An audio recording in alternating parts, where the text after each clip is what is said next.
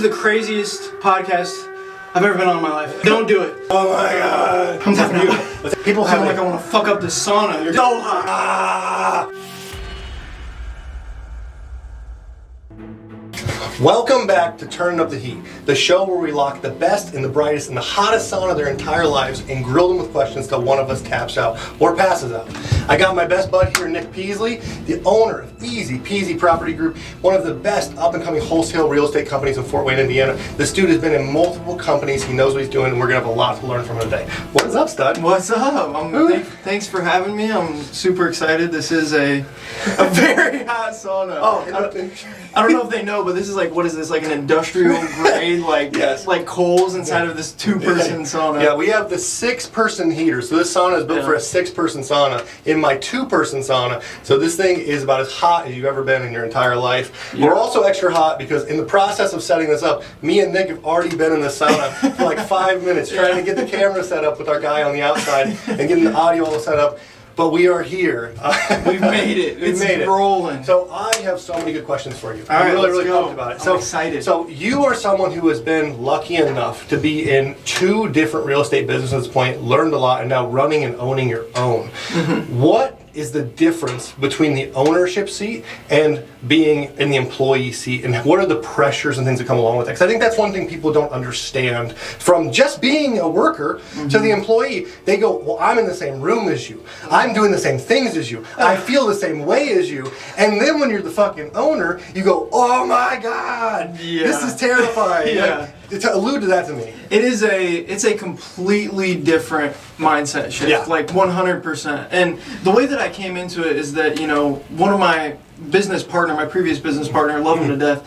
When I first came in, I was just an acquisition agent. Like I was just selling, like the leads come in, I'm like, oh my God, you know, I just call them and lock deals up. So there wasn't a lot else besides that, you know, just like doing the sales portion of it. But I even started to partner with him in the business, and I didn't even realize it at that point until I started owning my own. Is like, there is so much more that goes into it. Like, you have to account, one of the biggest things that I had to realize is that, you know, my money management for being able to keep things running, and like, you know, knowing when to spend for marketing, knowing what to spend, knowing where to put your risk, knowing how to hire, bringing all these other things in line. It's, you know, way more that goes into it compared to just, you know, even just being a sales guy, because you don't have to worry about leads coming in. Like, that's the owner's job, is to make sure you have opportunities. It's the owner's job to, you know, determine the marketing spend. And it's the owner's job, this is the newest thing for you that's so terrifying, is it's the owner's job to pay for everything. Yes. Yes. I don't think, exactly. That's the one thing I don't think employees understand the most, is when you own the business, where everybody gets their paid money every single month. Everybody gets their cut, they get their check.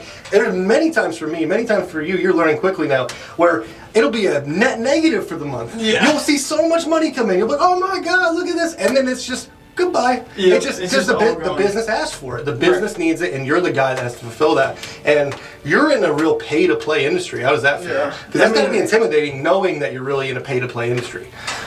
What do you mean by pay-to-play? I don't know many wholesalers that don't have massive overhead when it comes to getting leads and advertising and marketing and things like. It's a very difficult industry, I would say, I'd assume, to be hyper-successful if you pay for nothing. Yeah. If you want zero software, $0, zero overhead, you're gonna have 0 sales. Yeah. Well, I mean, there's a way that you can do it and like make 1 or 2 sales if you don't buy all that. I mean, you can literally sit down and cold call and like, but still you're buying your list, you're doing all that. So it is very much so like pay to play.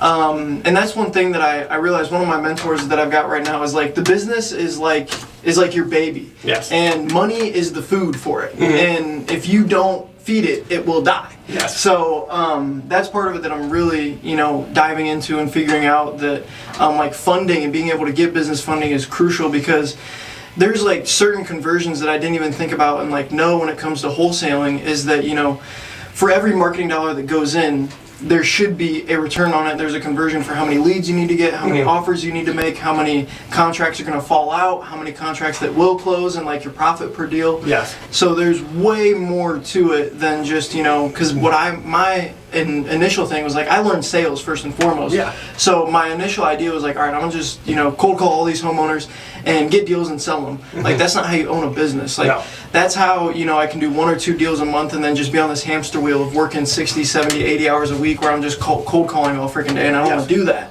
Yes. So, There's a massive difference there, and what you just said is so true. It's like a lot of people, especially the employees inside these businesses around us, they don't understand where that difference lies, why we need to build these businesses so big, why we need employees, why we have to do this, because if not, you're just a highly paid employee. Correct. If you were just cold calling for 10 hours a day, sure, could you make 10, maybe in a lucky month, 20 grand a month and have a great living? For sure. But you're going to miserably be doing cold calls for 50, 60 hours a week. That's your entire life. And you just be a really high and paid employee for your own business. You have to work the system to slowly try to get yourself back into a spot where you can be an owner and not just the worker in the business. And that brings another really crazy point to me, because I had a crazy realization, dude. It's like I'm sweating so much in here. It's like it's hot. It's one of the craziest things. Like you're just trying to answer these questions, and then you're like, oh, actually, I'm like dripping in sweat. Nobody's ready for how hot it is in here. No. But one of the things that really made me realize, like recently with this past year, so I started my company just like in June of 2024. So it's like 7 months now that I've been doing this on my own. And for the first few months, like I thought I was doing phenomenal. Like I was just cold calling, and I was getting 2 to 3 deals, and I made more than I've ever made personally. Yeah. So number one, I associated the business income with like me personally. Yes. Like, that's what I make, where it's like that is completely separate. The owner gets paid from the business. Like, yes. The business is its own entity. But my grandfather passed at the end of October. Mm-hmm. And what happened during that is I'm traveling to Elkhart, going through that, I didn't have a lot of deals lined up in the pipeline. So there was like a week, and then right after that I got really, really sick. So it was like 2.5, 3 weeks where I really wasn't sitting down and cold calling, where it's like that was what brought in income. Yes. So then that really set me back, because I didn't, like I mentioned, I was taking the money from the business just as my own. Mm-hmm. I wasn't setting it aside for marketing, doing all of that yet. Yes. And so I was like, for the next 2 months was like really, really low on funds. I was like, holy fuck, like I have to build out people in my business, because if these things come up and like I have to go, travel, or I have to go like for family, like there's an emergency and I'm not working, money's not coming in, and that's not what I want as a business. So. Yeah, it's not, and you just hit the nail on the head, which is that the money that comes in is not necessarily your money. It's the business's money, and it's only your money once it's done everything that it needs to be usefully used for, which in a lot of cases can be all of the pile. You're someone who's learning, now that you're in the driver's seat, when you're in ownership seat, there's times where you might see 5 figures, even 6 figures in a bank account, and for the average person, they go, oh my gosh, look at this, like I'm done, I won, I achieved, and how quickly in business that can just go into something. Yes. How quickly in business, but nowadays, like I said, some of the real estate advertising companies people are working with around us, they're spending $25,000 just to get introductions into these companies. People spending 50, 60 grand a month just on advertising. It's not that crazy of a thing, though those numbers are freaking insane. Yeah. And I don't know, there's a lot of pressure that comes along with that. I think the one thing that you've done a lot this last year, which is pretty amazing, we've watched you mature significantly, because even, you've been getting complimented this a lot. I've seen people compliment you on it, is that just 2 years ago, you were very much this young, you could feel egotistical fucking asshole. You could feel the youth. You could feel the youth. And that's like all men of 19 years old who make good money are going to struggle with that. Mm-hmm. But watching you really evolve into now this owner and see what's really happening now, I'm sure it makes you appreciate some old things. Yes, for sure. That was nice. Maybe I should have appreciated that more. And then also excited for the future. So what is the big goals for 2025 for Easy Peezy Property Group? So Easy Peezy Property Group, there's 2 main things that I'm focused on with the company. Is number one is profit. Yes. Like I've realized at the companies that I was with is that, how quickly that you forget about profit first when all these expenses come up, and it's just every month you're barely scraping by and you never get that. So that's number one, is like no matter what, I'm always putting money aside, profit first. That's first and foremost. And then second is I want to build out every position in the company. Because there's really only like 5 seats. Lead generation is the simplest and easiest to do in wholesaling, because you can just pay it now. Yeah. Like you can pay a cold call company to like cold call leads, which I'm doing right now. You can do PPL, paper leads. So like lead generation is the easiest. You just have people send you leads. And then it's lead management, acquisitions, dispositions, and transaction coordination. So those are the 4 like people roles within the company. So that's what I'm really striving to do. I've already got a lead manager, bringing on to her 3rd week. So working with her to make it so that she can actually function in the role still, and then bring on acquisition. So that is the main goal. And then ultimately, like, I want to hit revenue of $1 million. But I also believe that, like, within a year, I think you overestimate what you can do and you underestimate what you can do in 5. So $1 million is the goal, but whether I'm gonna hit that this month, not quite sure. The thing probably freaking turned off because it's so hot. It's so hot. It just tried to turn off on us, and I just turned it right back on.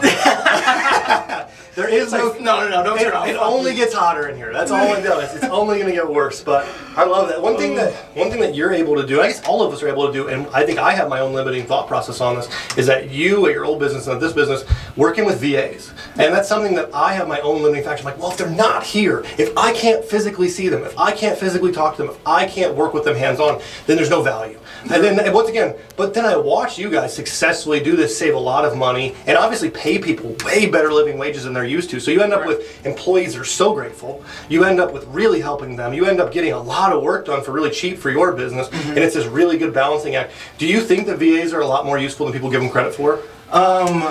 Yes. And how to make it that way? That's a better question. How do I, Derek, if I want to hire VAs, how do I make sure it's as useful as possible? So I would say, number one is that the only thing with VAs is that there's like a balancing effect where it's like give and take, where you get somebody in the States and you're going to be paying them more because they're obviously going to have less training, and they have the culture, they have the speaking ability, that is the trade-off that you're going to get. You're paying them more for less of a runway to get them started.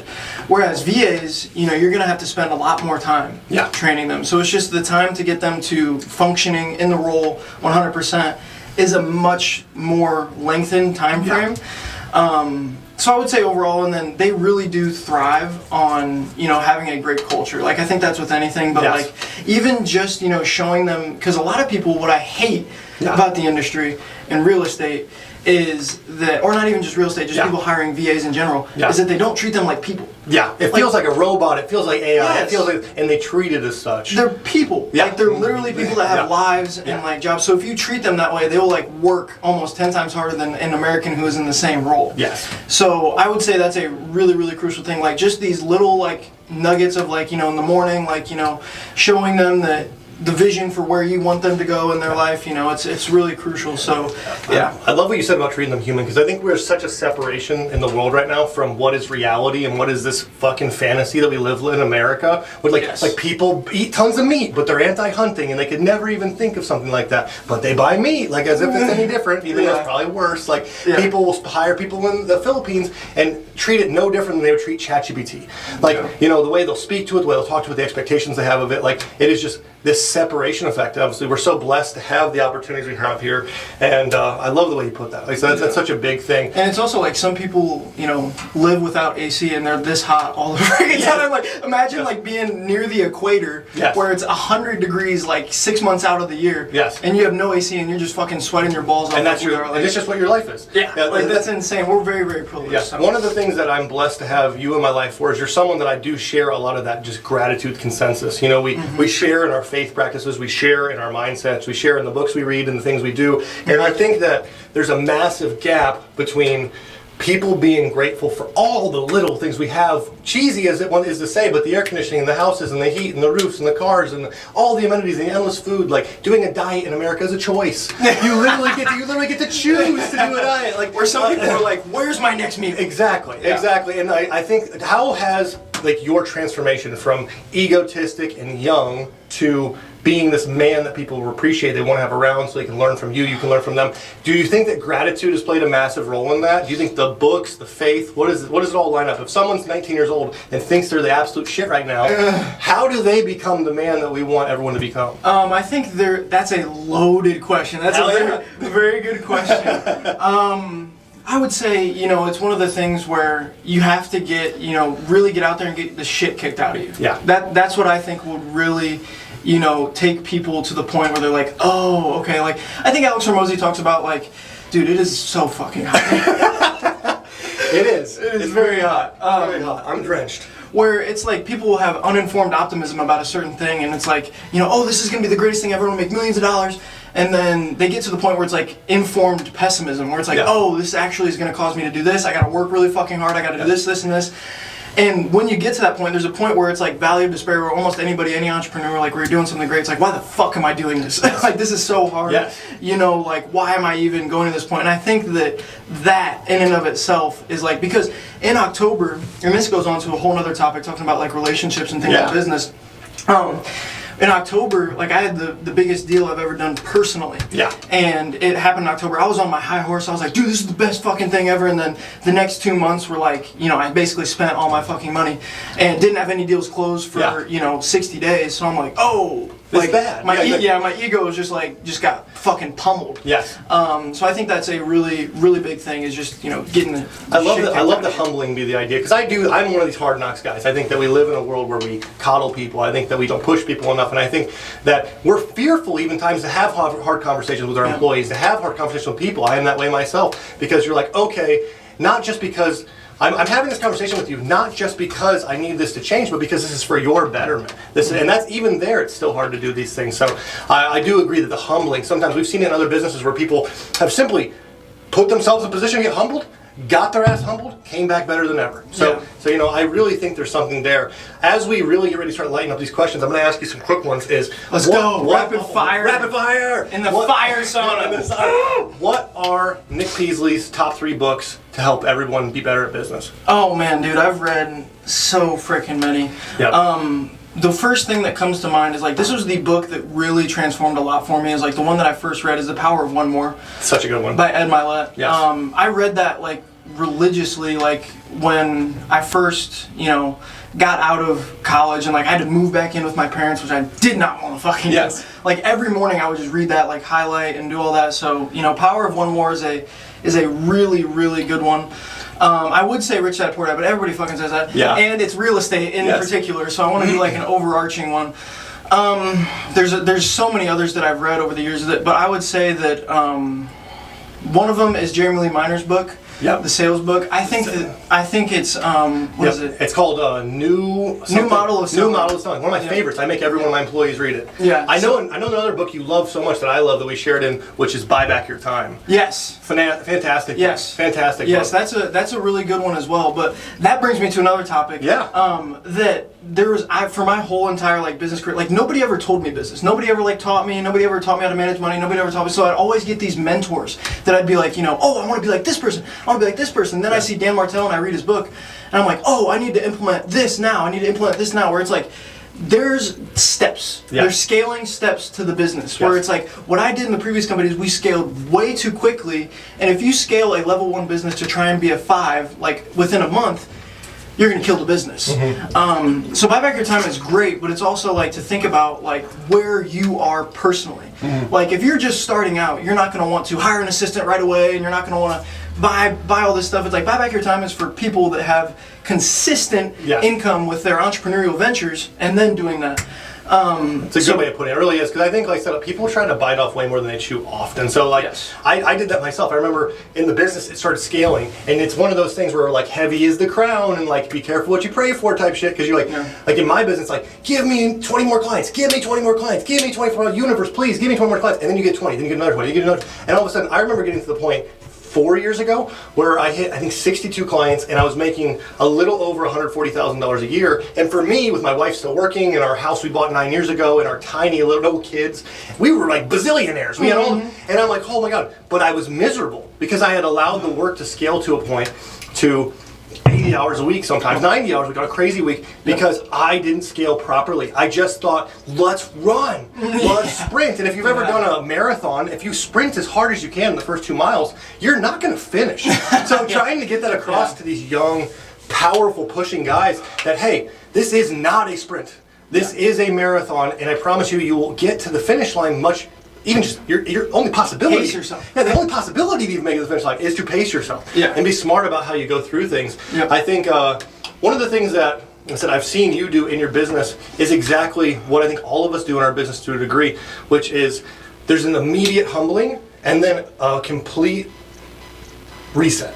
And you've done that. So it's like you said, you made a ton of money. Wow, we're rich. Look, I own all this money. This is my bank account. Look at this. And then this is where I think the 30-day rule comes in. They talk about this fanatical prospecting, one of my favorite books. That's a really good one as well. Fucking love that. There's so many books I've listened to, and that's one of them too. I just had the hard copy show at my house today because I love that book so much. I was like, I gotta have the hard copy. But they talk about the 30-day rule, the 7-day rule, things like that, which is that a lot of times in business, what people do is they work hard, and look at all this stuff that comes in. And because all this stuff comes in, they go, oh my God, I killed it. Let's like focus on this money. Let's focus on what happened. Let's focus on how good we are. And they stop prospecting. They stop closing deals. They stop searching. And what happens, like you said, is 2 months of nothing. And you're like, okay, that money I made for 1 month would have been great. But when that has to be 3 months worth of money and all the overhead, this is nothing. Yeah. So setting yourself up income-wise and potentially like setting yourself up with that patience is such a good idea. And the third book that I want to bring out that comes under this is like, this is one of the biggest things that's taken me like 3 years to actually figure it out.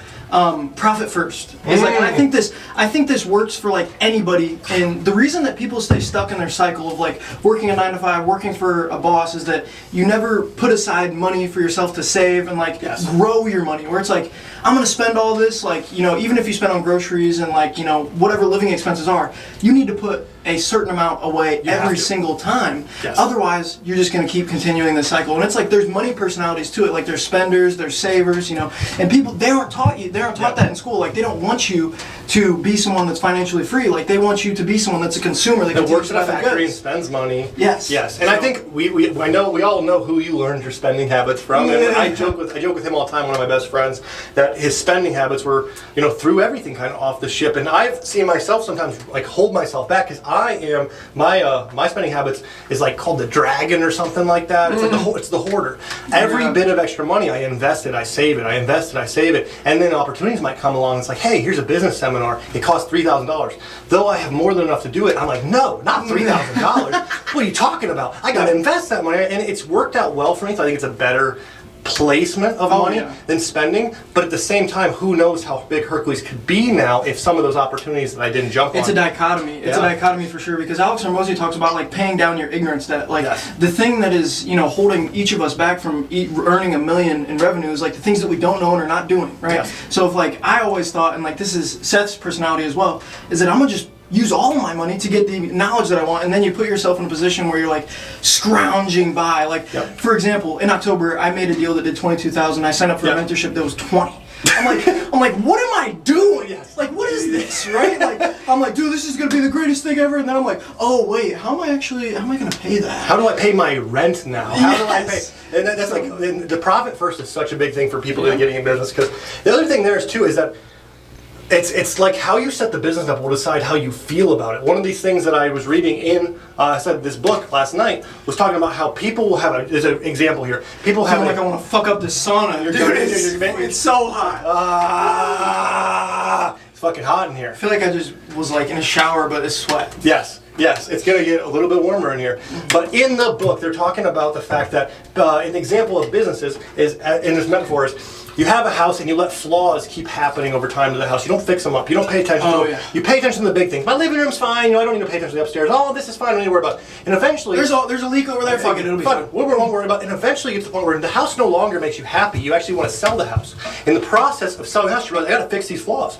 You go about fixing all these flaws, and all of a sudden you realize, man, why am I selling this house? I love this house. This house is amazing. Because the problem is if you don't fix the flaws, you'll never see it for what it is. It won't be the full value. So it's the same thing with business. If you are not setting up your workload right, if you're not setting up profit right, if you're not setting your spending right, or your marketing or any of these things right, how are you ever going to actually enjoy your business? And as we get into the part of the podcast where I can see that you are dying, let's talk about some real numbers here. Real numbers. What is Easy Peezy Property Group going to do in the next 5 years? What are these big goals? What does the journal say? What does the dream journal say? Throw the big numbers out. So the next 5 years, I think it's very, very hard to project 5 years down the road because so much can happen.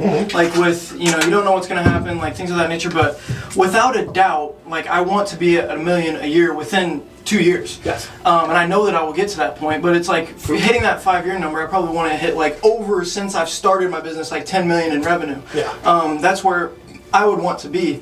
And it's just also too like, man, delayed gratification is such a huge thing where it's like, to think about the grand scheme of things, like being in business, like you can do this forever. Yes. And like I'm in my mid, like 22 right now. He's a baby. He's a freaking baby. He is a baby talking about delayed gratification. He couldn't drink alcohol a year and a half ago. He will learn. He will learn his lesson. Don't you worry. Because it's such a big thing, and people don't fucking think about it. And I didn't either. It's like, oh, I made this money. I want the car now. I want the apartment. I want all of this now. Where it's like, you literally should take that amount and be like, all right, 3 years from now, where am I going to be? I want to use this money to get me to that point that I'm going to go to, like save at least 3 months of operating expenses. Yes. So I think the best rule ever, James Ramsey classic, is pay things down, no debt, never have debt standing long term, but also never buy anything you can't buy in cash, and that does not count the cash in the business. Your cash, your bank account, after all the spending, that cash. If you can't afford to pay the car off in cash, you don't have to buy it in cash, but you should have the 60 grand in your bank account if you're going to buy it. And I think the debt thing is like, people don't have a plan for their money. So like they just get the credit and like, oh, this is my money, I'm gonna spend it all. But if it's like you have a plan within your business, like I'm gonna use this business loan that I get for the next 12 months, and I'm not gonna spend over $10,000 per month, then you're in a much better spot. Like you could get that money and like make it so that you can scale your business. But like a lot of people, like you think about it, it's like 1% of the population actually even thinks that way or like owns a business. So for the majority of the population, like go away from debt 100%. But like those who are owning a business and they have a plan and they can do it, it's like try to get money so you can scale it. You know, that's what I think. I agree. How you feeling, buddy? Absolutely hot. My ears feel like there's like smoke and fire coming off of them. It's like literally only my ears, and then I'm like trying to breathe. I'm like, things just get hotter. I'm trying not to throw up. It's so hot in here. We're gonna try to rattle off a few more for you. We're gonna stick to it. I'm gonna push you a few more. I'm gonna push you till you say the limit. Like I said, and I'm right there too. So I'm gonna push myself to say this limit. Right. But save me, Nick. Tap out. I'll put my hand over that. Don't That's put not your a hand good over idea. that, buddy. That's not a good But idea. one of the big things that in business, like that I think you've incorporated better than almost anybody, and I love this about you. Obviously, I'm blessed to have you as a client of my own at Hercules, and I'm blessed to have a lot of these really high-level entrepreneurs in Fort Wayne. And what we can do is both adapt it to look amazing and feel amazing, lose weight, but also perform amazingly. And I think you're an amazing person. Not to even talk about Hercules, talk about yourself. Yeah. How has being healthy, fit, the mindset, the clean food, how has this affected business for you? So there's multiple different aspects of healthy. Yes. That I just realized. And like one of the things as an entrepreneur, like your brain is the most valuable asset that you have without a doubt. What I was doing is like, dude, I want to look this way, like I want to be freaking shredded. And so like what that did is my mental capacity, like, because I got to a point where I was eating like, like 1,700 calories for like months on end. Didn't know what was happening, didn't know what was going on. And I was like, why do I feel like this? Why am I not horny anymore? Why do I not want to do this? And it's like, it was horrible. But then once I'm like, all right, this actually food correlates to how I feel directly, how my mind is going to operate, then I'm like, oh, it makes more sense. Like Layla made a video the other day where it's talking about her and her journey of like health, and it's like, my sport is business. Like I came from the idea where it's like, my sport is football, my sport is this, like I need to get to the best shape possible to do that. But really, it's like I want to be in the best mental capacity first. Yes. And then I want to focus on, so like when I joined you guys and like we started changing things, like I started to feel completely better, I started to sleep better, like I started to not be as fucking angry, I'd just be hangry all the time. Yeah. So make decisions a lot better, so. I love that. And the way you look is phenomenal too. Thank you. Like I said, we put on like 20, 30 pounds of muscle at this point, I feel like. It's a significant amount. Yeah. Let's see the biceps. Let's see it. Let's see the biceps. We got the bicep battle. I'm cramping. Yeah. Dehydrated. One more and then I'm out. Okay. We gotta do like a few minutes. I got you. So as we talk about fitness in relation to, like I said, our business, what are the other factors, spirituality that stands the most test? Is it your relationship with your girl now? Is it your relationship with your friends? Is it taking vacations? What are the things that you think have motivated you and pushed you the hardest? So it's really interesting you asked that, because recently I came through a point where like I had to really take a dive into my associations and like who I believe to be my friends 100%, because like I would look up to these people and ultimately like they say they want to see you do good in person, but like behind your back they'll be like talking so much shit. Yes. So one of the things is like really going ahead and like seeing who my associations were, and also too like when I went ahead, we have a social interaction, like as humans we need that. Yes. Like we're social creatures. Yes. So like I would go ahead for months on end just like not talk to anybody, be pissed off as fuck. Yes. And that made me even more angry. Yes. Then like if something didn't go right in the business, I'd like switch. So like the personal aspect and having people to talk to, like one thing I will say like with my girlfriend right now is like the best thing ever is that I can actually like sit and talk to her about shit and she just listens. It's huge. You know, it's like a personal therapist that loves you. Yes, correct. And like I do the same thing for her, so I'm going through that because like for me, I grew up like, dude, emotions weren't a thing. Or it's like you just get the job done, results, like driver. Hyper, like that way, family too, I get that. So how did that create who you were and how is that changing now? So I literally was like, my hair's on fucking fire. Yeah, dude. Okay, I'm gonna answer this and then I'm gonna get up. So you're good. Fuck. I was like train of thought. You're good. When it comes to relationships, like how I was in the past is that I thought that everybody was my way. It was like, why don't you want to see results? Why don't you want to get better in life? Why don't you want to do this? Where some people are expressive, some people are analytical, some people are amiable, and I've just recently learned about this. And so I would never have any deep connections with people, only the people that were in my group. Right, of drivers, where it's like they want to do shit. So it made it so that like in my previous company, people would be like, Nick's a fucking dickhead. Yeah. Like, why is he like this? And a lot of people around me would say that because I didn't know that they operated and communicated differently. I get it. Wow, I'm tapping out. Let's have hit the fake metaphorical button. Beautiful. Oh my God. He did it. He pushed himself to the limit. What a beautiful time talking to someone with a beautiful mind. And like I said, we learned a lot here today and we gained a lot. And if you want to connect with Nick Pezley, how do they do it?